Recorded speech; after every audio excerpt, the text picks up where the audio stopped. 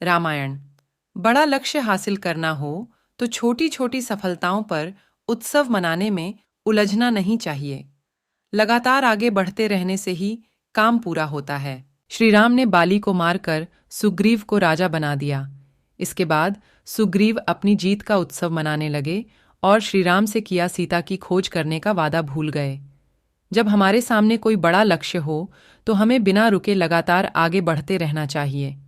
अगर रास्ते में छोटी छोटी सफलता मिलती भी है तो हमें रुकना नहीं चाहिए, वरना हम लक्ष्य से भटक जाते हैं। ये बात हम रामायण से समझ सकते हैं। रामायण में रावण ने सीता का हरण कर लिया था। इसके बाद सीता की खोज करते करते श्री राम और लक्ष्मण हनुमान जी से मिले।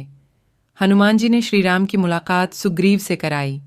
उस समय सुग्रीव को उसके बड़े भाई बाली ने राज्य से निकाल दिया था। उसकी पत्नी को भी अपने पास ही रख लिया था। श्री राम और सुग्रीव ने एक दूसरे की मदद करने का भरोसा दिलाया। श्री राम ने बाली को मारकर किष्किंधा का राजा सुग्रीव को बनाकर अपना वादा निभाया। सुग्रीव को बरसों बाद राज्य और स्त्री का संग मिला था। अब वो पूरी तरह से राज्य को भोगने और स्त्री सुख में लग गया। तब वर्षा ऋतु भी शुरू हो चुकी थी। भगवान श्री राम और लक्ष्मण एक पर्वत पर गुफा में निवास कर रहे थे। वर्षा ऋतु निकल गई। आसमान साफ हो गया। श्री राम को अब भी इंतजार था कि सुग्रीव आएंगे और सीता की खोज शुरू हो जाएगी।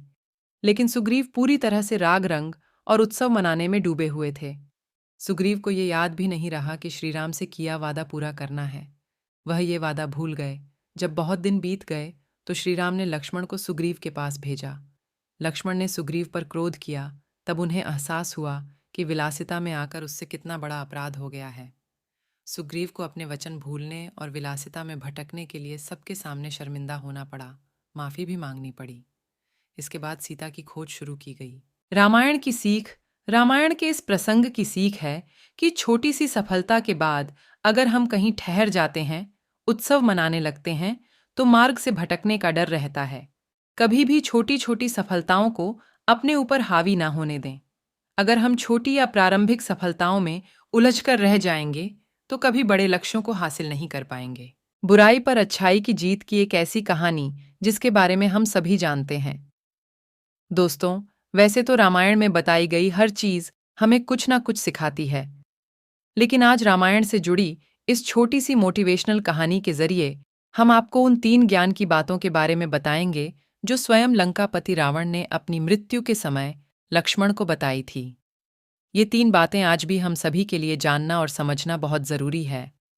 रावण, जो कि स्वयं एक परम ज्ञानी था, लेकिन अपने घमंड और शक्ति की वजह से उसने वो काम कर दिया जो उसे नहीं करना चाहिए था, और वही एक काम उसकी मृत्यु का कारण बना। रावण बुराई का एक प्रतीक था, लेकिन उसमें ज्ञान की कोई कमी नहीं थी, जिसके चलते उसने लक्ष्मण को 3 बातों के बारे में बताया जो हम सभी के लिए जाना जरूरी है।